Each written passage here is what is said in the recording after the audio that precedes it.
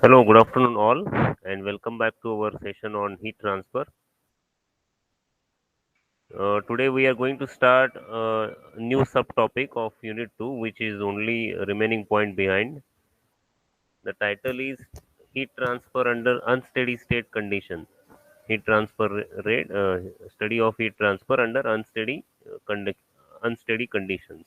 Okay, so whatever study so far we have seen, uh, whatever whatever content we have so far covered, all those matters that we studied, that was under one common condition. It was the common condition was the steady state condition, that is the whatever temperatures were there given for a case, for a given case, all those were remaining constant with respect to time.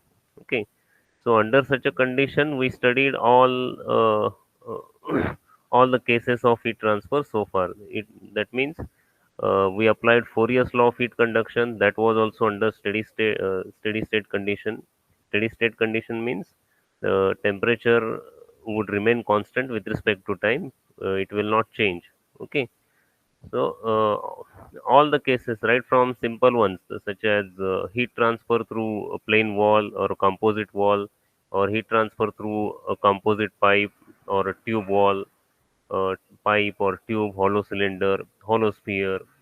Then heat transfer under the condition of internal heat generation in a plain wall, in a long solid cylinder, in a solid sphere, with different boundary conditions. Then we also studied the heat transfer from extended surfaces, and extended surfaces means fins, and in that also we covered the mathematical analysis for heat transfer from a pin fin with different boundary conditions.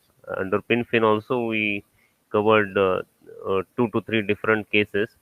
So and in For these many cases we applied the differential equation and solved these differential equations and applied different boundary conditions, and we integrated it from some limits, and thereby we got some formula. We developed and derived some formula for heat transfer rate, temperature distribution, efficiency, effectiveness, etc., etc. All those mathematical formulations, whatever we did so far, those are valid. Those are valid only when there is a condition of steady state. Okay, then what is the meaning of steady state? Steady state means whatever is the temperature given for us, that will remain constant with respect to time. Suppose a plain wall is given. Some plain wall is given, and on one face the temperature is, let us say, 100 degrees Celsius, and on the other face the temperature is 50 degrees Celsius. So so at left face, temperature 100 degrees Celsius, that is going to be constant uh, throughout the process or throughout the experiment, whatever may be the time. And the other phase, which is at low temperature, that is 50 degrees Celsius, that is also going to be maintained constant throughout the time. It means that right now it is 2 p.m. The time is 2 p.m. If you check the temperature at certain point in that wall, and it showed 100 degrees Celsius, and you come after some time, after spending some 1 hour or 3 hour or 2 hours or so at 3 p.m. or even 4 p.m., and if you check the temperature and if you find the temperature to be the same 100 degrees Celsius, so it means that over a time period of 3 to 4 hours, the temperature remained constant. Temperature remained constant. So this is the condition of steady state.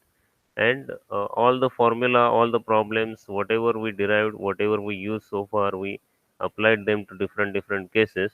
All that was for this condition, that is steady state conditions. So whenever there is a steady state condition, the uh, heat transfer rate remains constant. It remains steady at certain value, and temperatures also remain constant throughout the process. Okay, but now we are moving to we are moving to the case of study of heat transfer under unsteady state conditions. It means that temperature is going to vary with respect to time. Okay, so as time proceeds, the temperature will also vary with respect to time. So this means and the heat transfer process under such varying temperature condition is known as unsteady state heat transfer, or some people also call it as transient condition. Okay, transient heat transfer condition. Okay, let me show you. Let me present screen.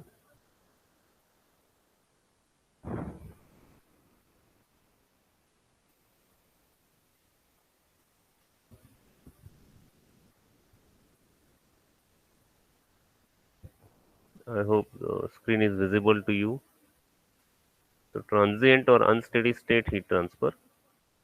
Now, see, in many real life situations, we come across many experiences, many cases that the temperature varies with respect to time during either heating or cooling process. It means that the temperature does not remain constant with respect to time. Okay, and such heat transfer is known as heat transfer process with varying temperature is known as transient or unsteady state heat transfer. Okay, some common experiences are shown here uh, from our day-to-day life. We all have experience of this. Okay, whenever we take a hot cup of coffee or a tea, when it is served to us, it is at sufficiently high temperature. Okay, it is sufficiently at very high temperature. Let us say 90 or 80, 100 degrees Celsius, and uh, we cannot directly drink it at the same time. At the instant when it is served to us, we cannot directly drink because the temperature is very very high and it is very hot to handle. Okay, otherwise, if we try to take the sip, what will happen? We are Our tongue or our mouth is definitely going to get some burns. Okay, and definitely that is not tolerable. So what we actually do is we allow this cup of hot coffee or a tea to cool down. Okay, to cool down to some suitable temperature, some relatively low temperature. Okay, but still being warm or hot. So what we do, we keep it for some time on table or whatever, on the floor, and there is a surrounding temperature which is at lower temperature as compared to this. And what will happen? Heat transfer takes place from this hot cup of coffee or tea to the surrounding, and the temperature slowly comes down. Okay, the temperature of this coffee or tea, temperature of this cup comes down. Okay, and then we can take it conveniently. Okay, so such process such thing every day in day out we have been practicing this. Okay, we have been knowingly unknowingly we have been doing this. Okay, so in this case what is happening? uh, Heat is being transferred from this hot body, that is hot coffee, to the surrounding, which is at low temperature, and temperature is continuously coming down, temperature is decreasing. Okay, and such a heat transfer process is known as transient heat transfer or unsteady state heat transfer, where temperature is decreasing with respect to time. Okay, the same is the case for any cold drink can or cold drink bottle which is taken out of the deep freezer, which is at very very low temperature or chilling temperature. So immediately when we take out the cold drink, uh, sometimes we cannot directly take it.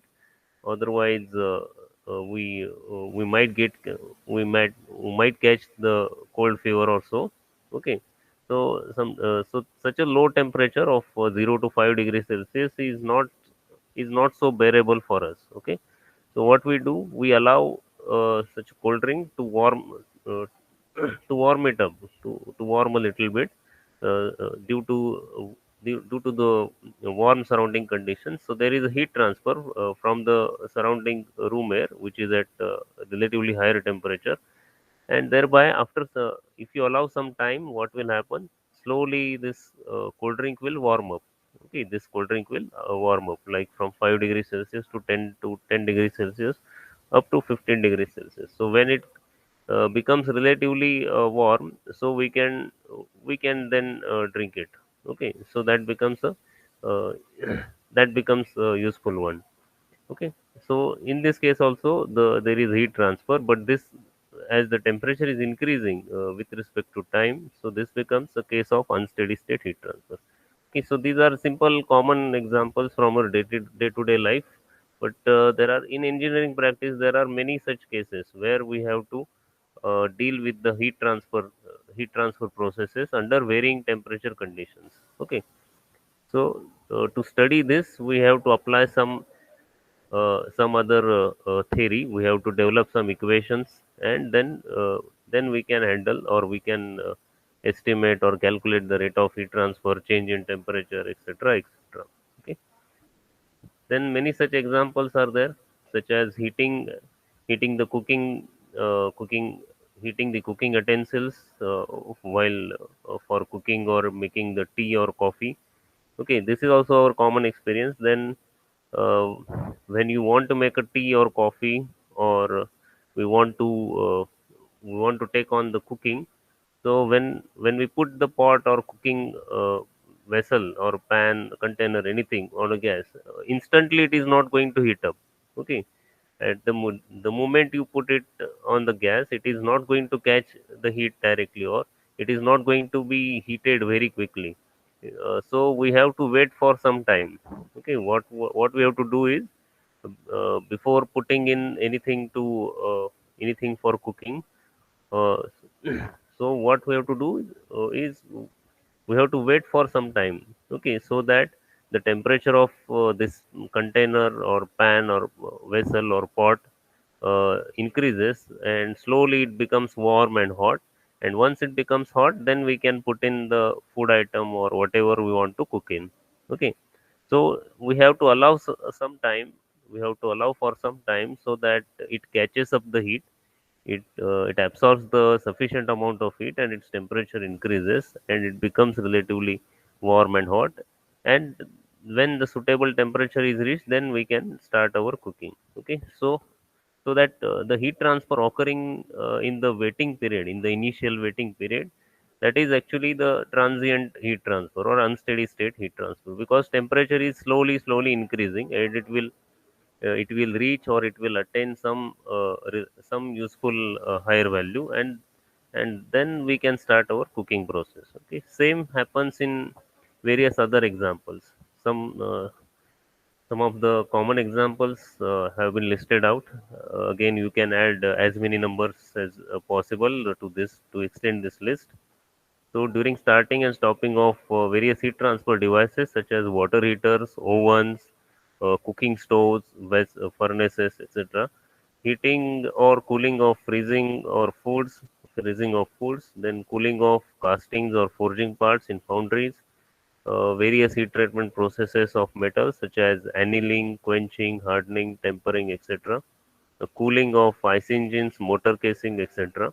Okay, so, so during these heating or cooling processes for these various applications, there is always a situation where the transient or unsteady state heat transfer takes place. Okay. Again, this is also a common example for us during starting and stopping of devices such as water heaters or microwave ovens.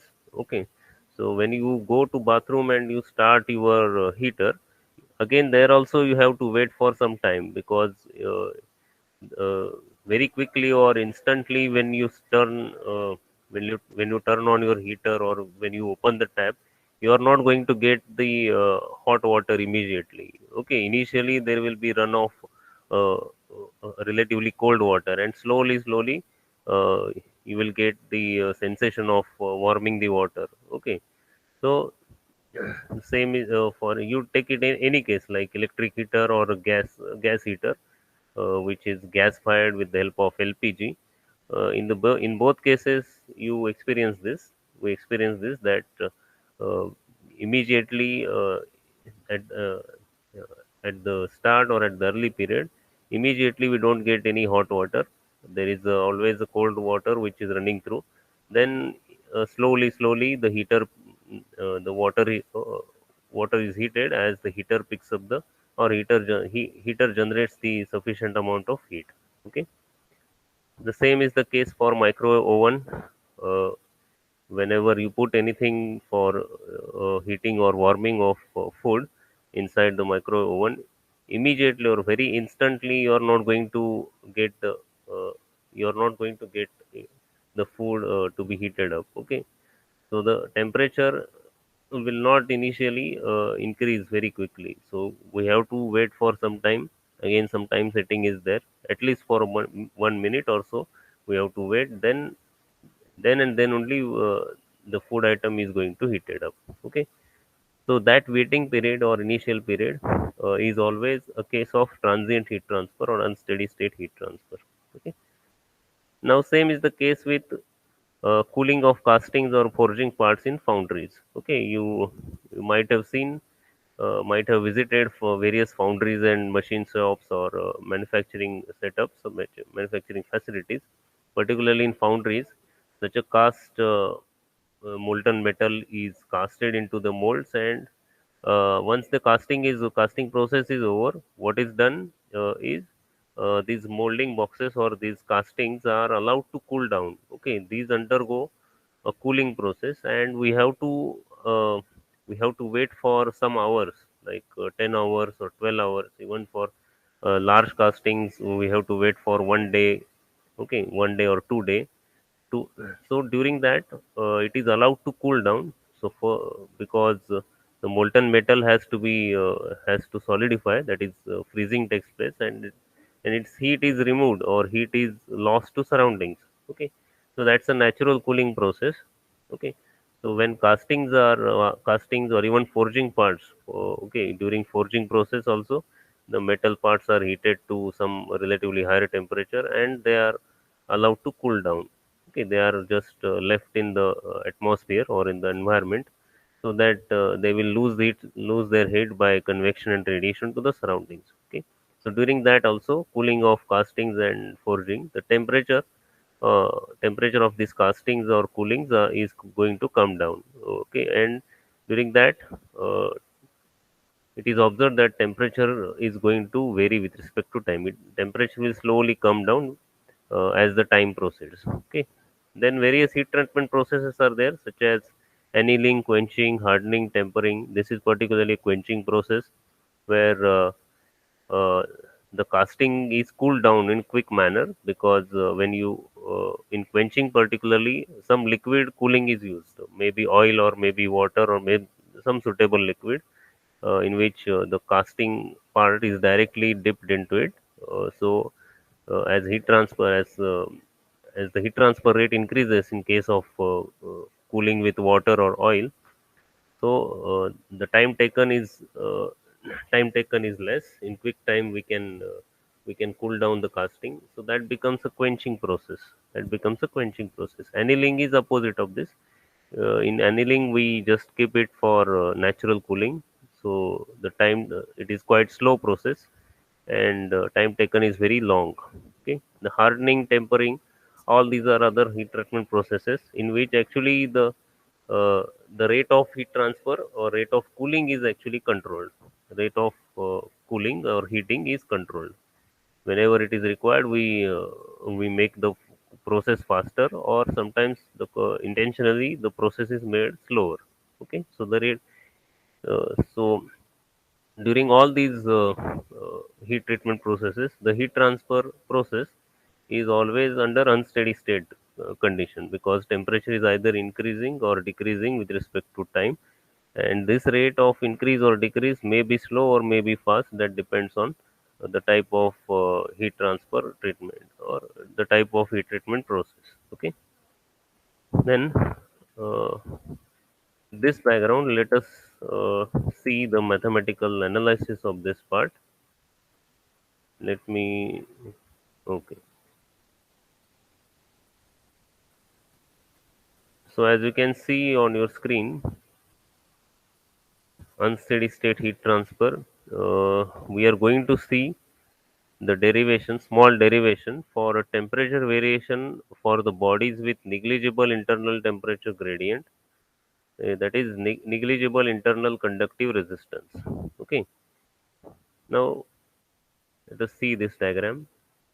Consider a very small, tiny shaped solid body or a plate-like solid body with a slender thickness. It means the plate is having very small thickness, that is very thin plate is taken. So it has plate is like a paper having very small thickness, so only length and width will be significant.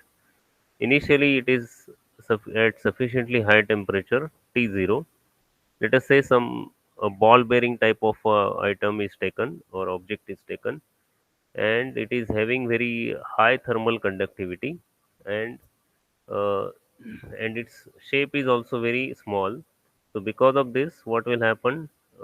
It is assumed that whenever it is at very high temperature, the temperature at any point within this uh, solid material or solid body will be uniform, will be the same. It means that uh, there is no temperature or temperature gradient or very negligible temperature difference is there between the center part and the surface part. Okay, so let me show you one small diagram from the book so that you will get this idea. So suppose this is some copper ball and it is heated to some high temperature, and because of high conductivity, because of very high thermal conductivity of copper, what will happen for this ball right from center to to the surface, at anywhere if you take the cross section, anywhere we are going to see the temperature of uniform value, that is 70 degrees Celsius. Let it be at center or at the surface or at any point in between the surface and the center, it is going to be the same value, that is 70 degrees Celsius. Okay, uh, this is the speciality, or this is the actually requirement of this theory. Okay, and this is possible only when thermal conductivity is very large and dimensions are quite small. Okay, dimensions are uh, quite small, such as a small ball bearing having a small diameter. Okay, in that case, uh, there is no temperature difference within the solid body. Okay, so such case is taken. The, so such a small tiny shaped solid body or plate, like a thin plate, is considered, and let us say it is put into surroundings. Okay, this is put into surroundings which is at low temperature Tf. Okay, again the surrounding temperature is constant because surrounding is very large as compared to this. Surrounding is like ambient air or environmental air around us. Okay, and this we know that surrounding air temperature is relatively constant and uniform throughout. Okay, at various locations, if we check the temperature of fluid, it is going to be the same. Okay, and it is not going to change. It will remain steady. Okay, so such a body will start to lose heat to surroundings as T0 being greater than Tf, and heat transfer will take place by convection from the surface of the solid body to the surrounding fluid. Okay, and its temperature variation can be plotted against time like this. So as this is horizontal axis, this is time axis, and vertical axis is the temperature axis. Okay, so time t is increasing from initial moment. Initially, let us say t is equal to 0 when the heating, when the cooling process started.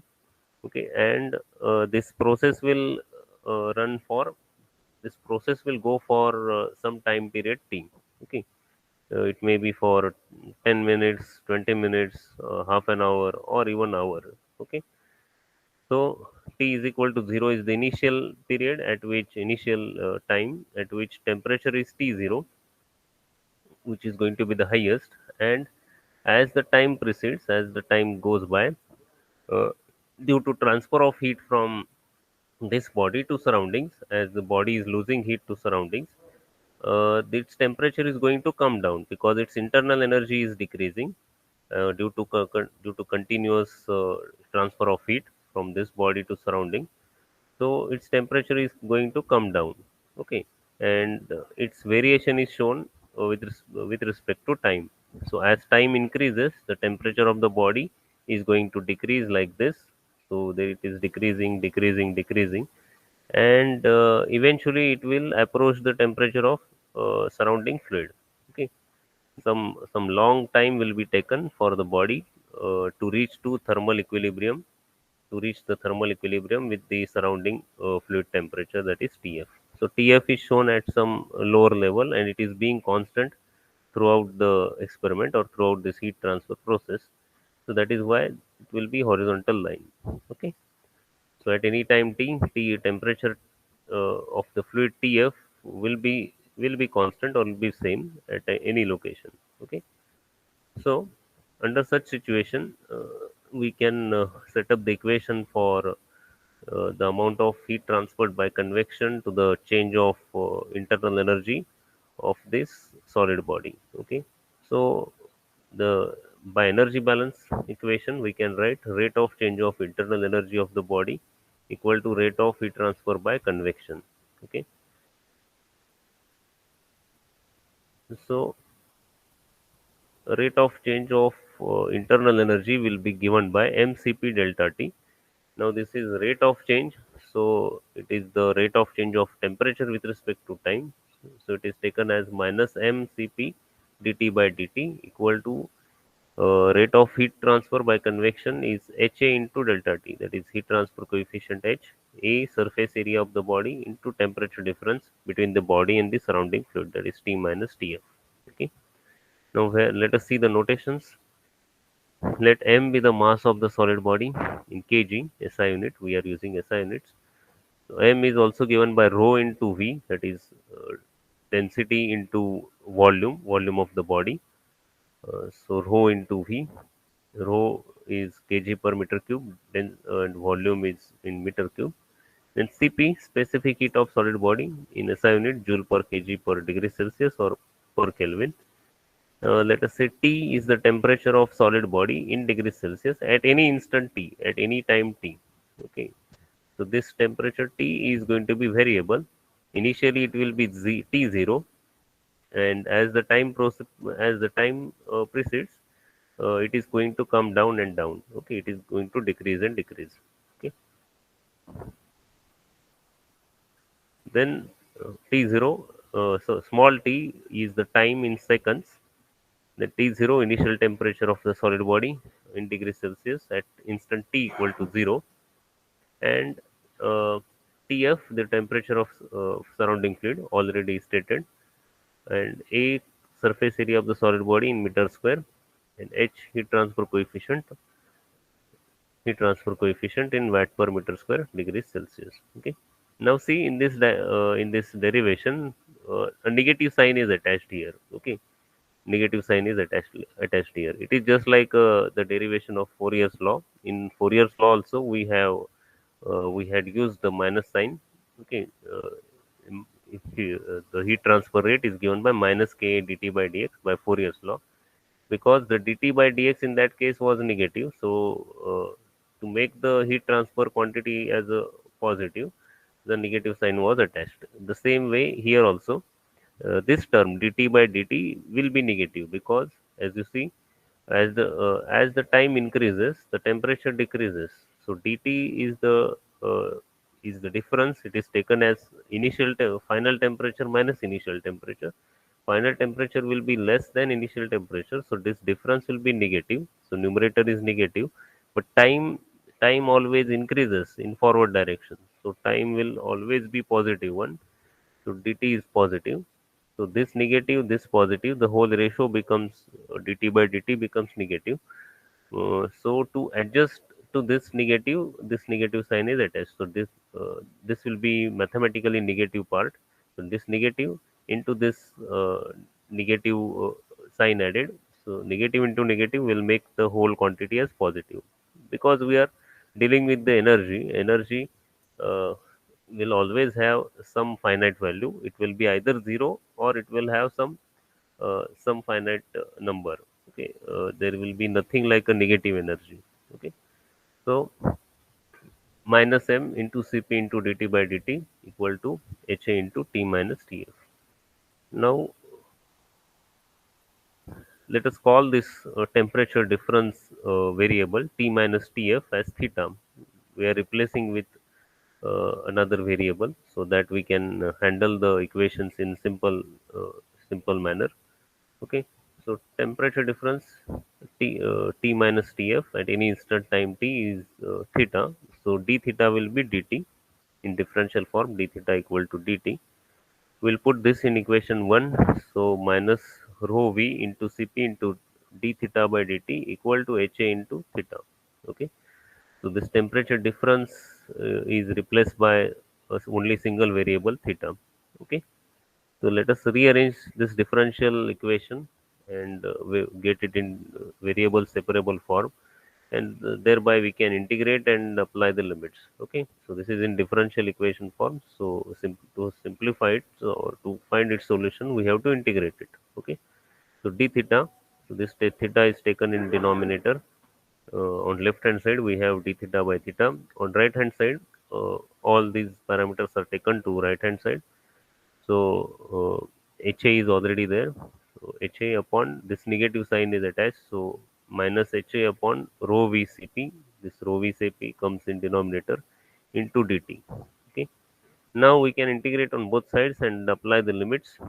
Uh, so limits are like for theta, limits will be initial temperature difference theta 0 and final temperature difference theta. So theta 0 to theta, and equal to uh, time is increasing for dt. Dt is the time variable. So limits for time are like t equal to 0, initial instant or initial moment, equal and the upper or final limit will be the time equal to t, total time taken for the heat transfer. Okay, so t increases, lower limit is t equal to 0 and upper limit is t equal to t.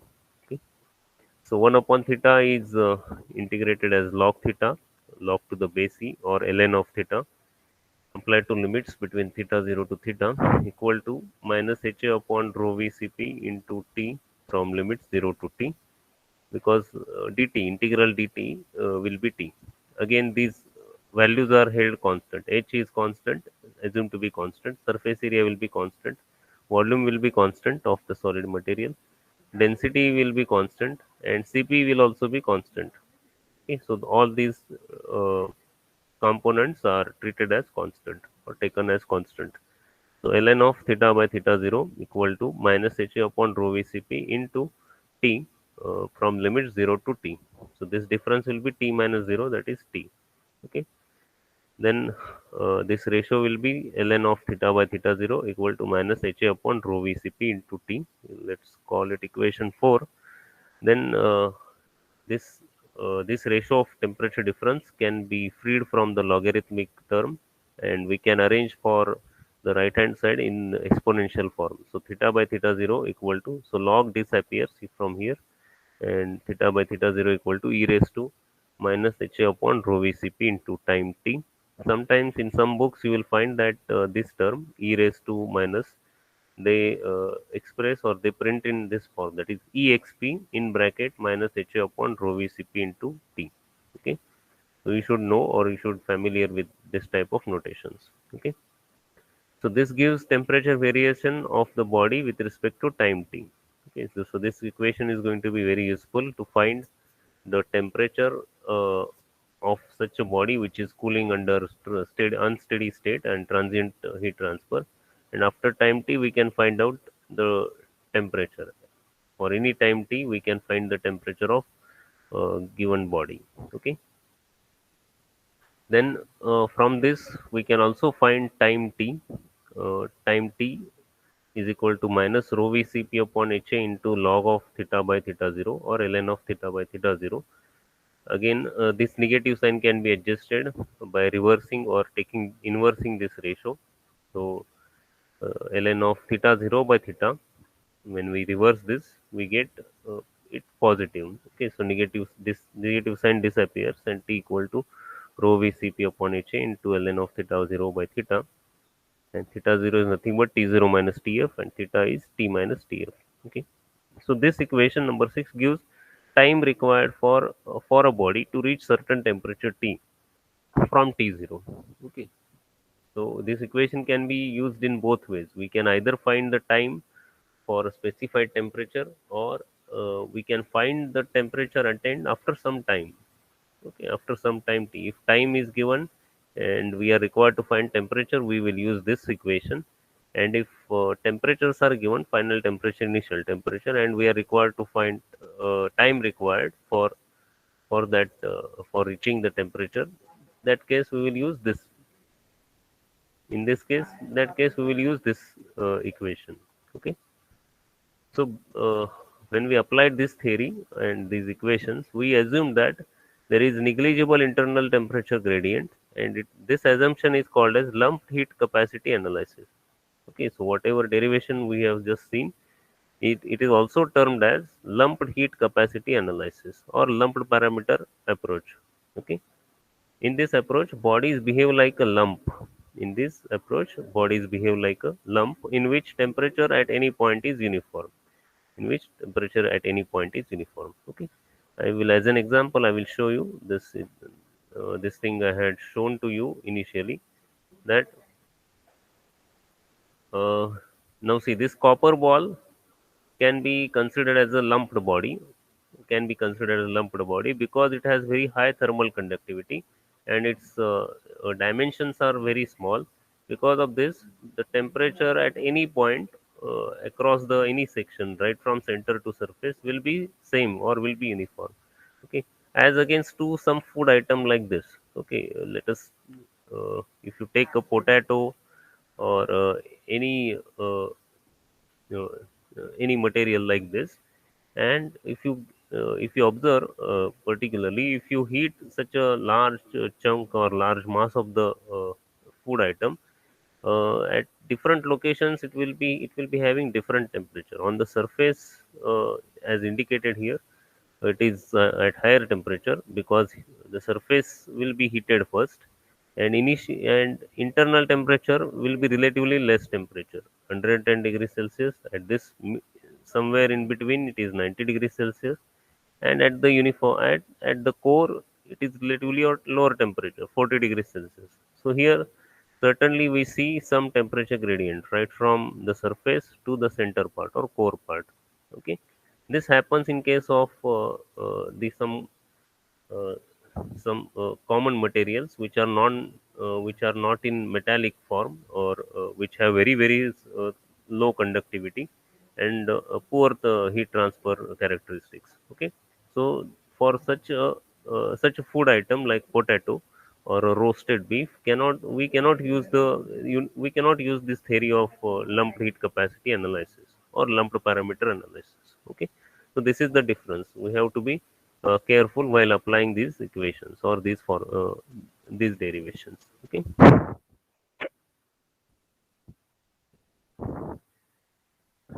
now let us apply this formula or this equation for some standard geometries, and let us see what we get. Okay, for infinite slab of width 2b. Okay, let us say we are having some flat plate having having infinite length and infinite width, but it is having very small thickness 2b as compared to uh, very small thickness. Thickness is very small as compared to the length and width of the plate. Okay, so when we put this here, theta by theta is equal to e raised to minus in bracket h a. Now area will be twice, because this face area and this face area, that is front area and back area. So 2a, we will place it here, 2a upon rho v.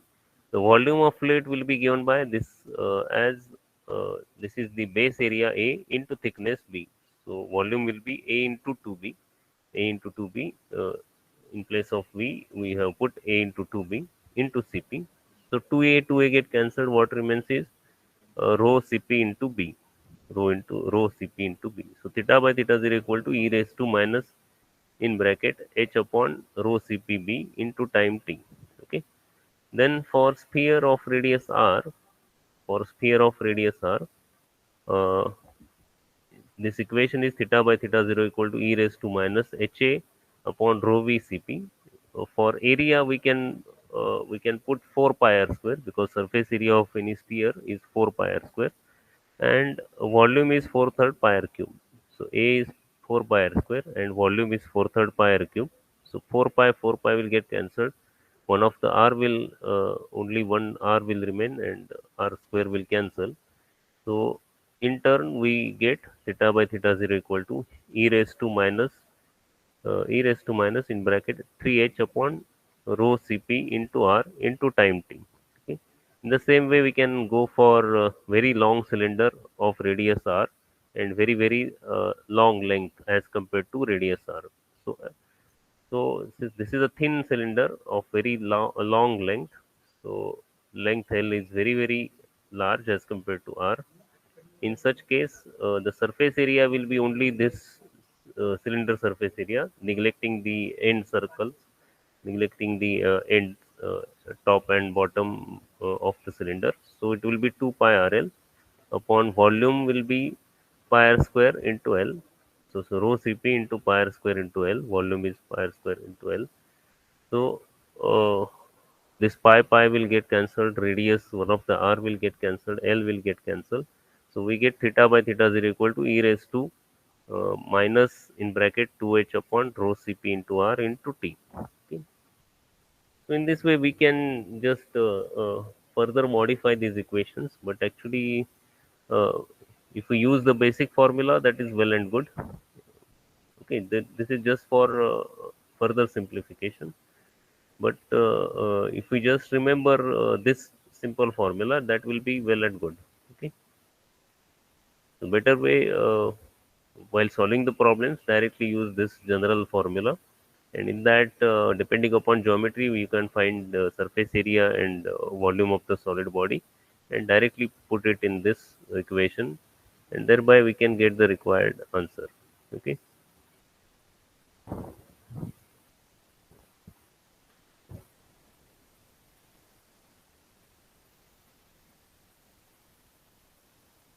Okay. I think with this we will stop at this moment, and then we will carry on or continue from this point onwards. Okay, let me take your today's attendance.